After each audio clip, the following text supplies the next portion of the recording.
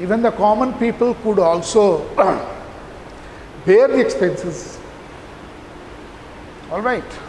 And that is why they like the religion also. But as I told you, with the passage of time, with the arrival of the later Vedic period, the religion gradually started becoming expensive. Now, in order to meet for general worship or for simple yajnas, all right, or the various kind of rituals, all right, short for huge expenses. Sometimes, some of the yajnas, in fact, were needed to be performed by many priests, and lots of endowments had to be given to these priests. I'll give you a simple example. Let's say, as a matter of fact, a havan. If a havan continued for weeks together, you can understand the expenses of the havan. And so many things were sacrificed in the havan. Not only the ghee, or the milk, or the fruits, or any other things. All these things had to be sacrificed in the havan itself, in the fire itself. So I just gave you an example to make you understand that how it became expensive. Now, for every petty performance of rituals, the fire had to be lit. Now, for the continuance of this fire, lots of things had to be put, as I just told you. So, this actually made the religion very, very expensive. Now, all the other performance of the life, like the mundan of a child when he took birth, all right, the birth ceremony, then the other, like marriage or secretariat ceremony or even death, all these stages of life, all these performance of the life, in fact, were added with innumerable rituals. And that is why it made the religion very, very complicated and at the same time very, very expensive. All right. People had to give lots of endowment for every endowment. All right. So, it made the religion very, very expensive. Okay. Next is difficult language. You see, the Vedic religion had a very difficult language for the common people, because it was the Vedic religion, in fact, were taught in Sanskrit. All right, and there were so many mantras that had to be chanted or that had to be recited, and it became very difficult for the common people. See, you have to understand that things were not difficult for the rich class, but it was actually very, very difficult for the poor class. And majority of people were poor. They used to lead a very simple life. So what I mean to say, that is why they lacked education. Rich people could afford to have education, but people could not afford to have education. And therefore, common people could not understand Sanskrit. And therefore, they could not also recite the mantras in Sanskrit. At the same time, they could not understand the meaning of the various mantras. And therefore, it remained very, very complicated for them. They could not understand the meaning of the various mantras.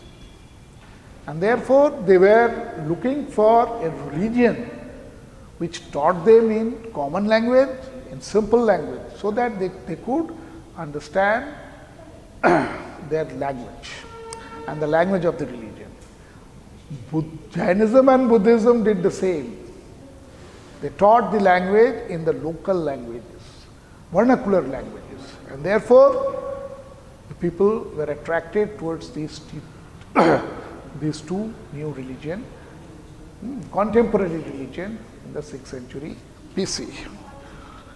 Next is caste system. As I told you, in the later Vedic period, the Varna system, one system cropped up. In the early Vedic period, the Varna system was there. But let me tell you one thing, in early Vedic period also, society was divided on Brahman, Kshatriya, Vaishya and Shudra. All right. But everybody could do everything. Even the son of a Shudra could also perform the job of a Brahmin. A Brahmin also had to perform the job of a Shudra. Even the Kshatriya also used to do everything. That means it was not based on labor in the early Vedic period. Try to make you understand. I am talking about early Vedic period. The society was not based on labor. But what happened in the later Vedic period, the society got divided on the basis of labor. Now Brahman could only, they were supposed to perform the worship and yajnas and various types of rituals. They were supposed to interpret the religion in their own way. All right. No other people, I mean no other member of the community like the Kshatriyas, the Vaishya and Shudra could interfere in it. This is predominance of the Brahmins. All right, they interpreted the religion in their own way. Whether it was logical or illogical, doesn't matter. Similarly, the Kshatriyas were the rulers, ruling class, and they were also supposed to learn the various art fare of war, and martial art, and they used to go for even war. Third was the Vaishya. The Vaishya were all professionals. Understand? They used to do the various kinds of business and of the community.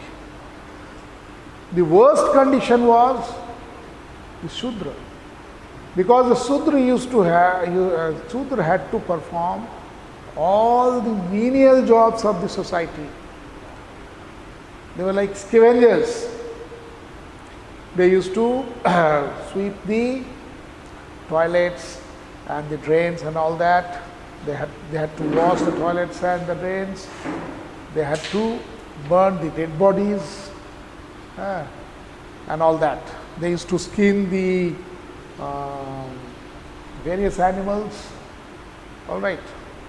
So what I mean to say, all these performance, all these works of the Sudras were thought to be very, very menial, and their condition was worse.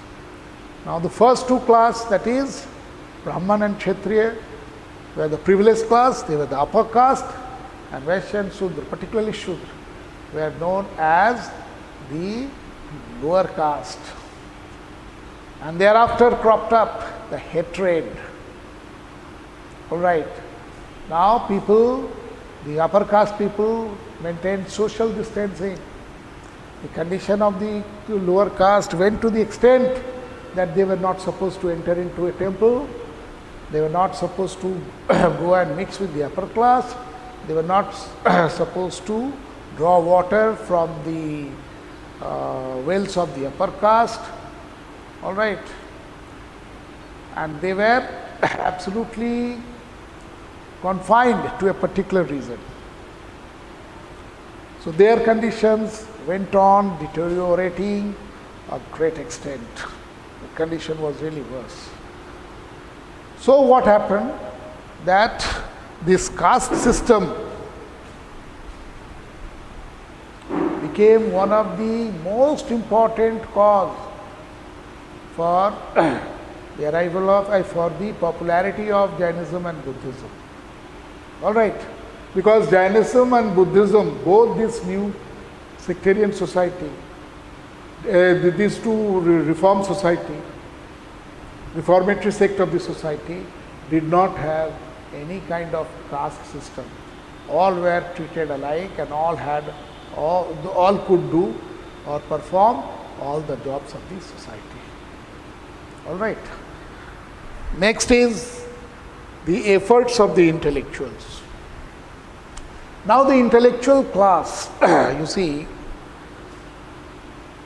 the intellectuals class could understand this gap between the upper caste and the lower caste, the gap between the privileged and unprivileged class. It lacked the unity of the people there. Even today, this became one of the reasons for the lack of unity in our country even today. All right. The caste system has been done away with the law of the land, but in practice it has not yet been totally diminished in the society, and it is still there in the society to some extent. You see, it was at this juncture that some of the intellectuals made effort to bring a uniformity in the society. All right. The two such intellectuals were Mahavir Jain and Mahatma Buddha. Both Mahavir Jain and Mahatma Buddha belong to the ruling class, the Kshatriya sect of the society, and both were learned. That is why they were called intellectuals. They could understand the need of the hour, and therefore they made such religion which could attract the common people. All right.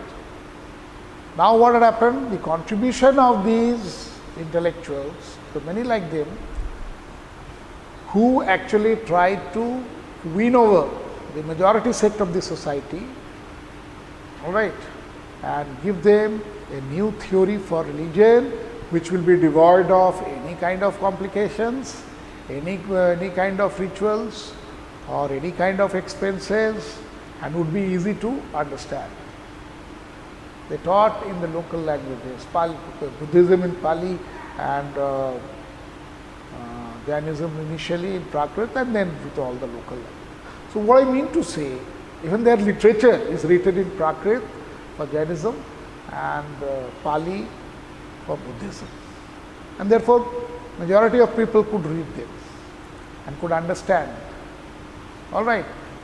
Otherwise, the later Vedic period in fact had eaten up the vitality of the Hindu society. Okay.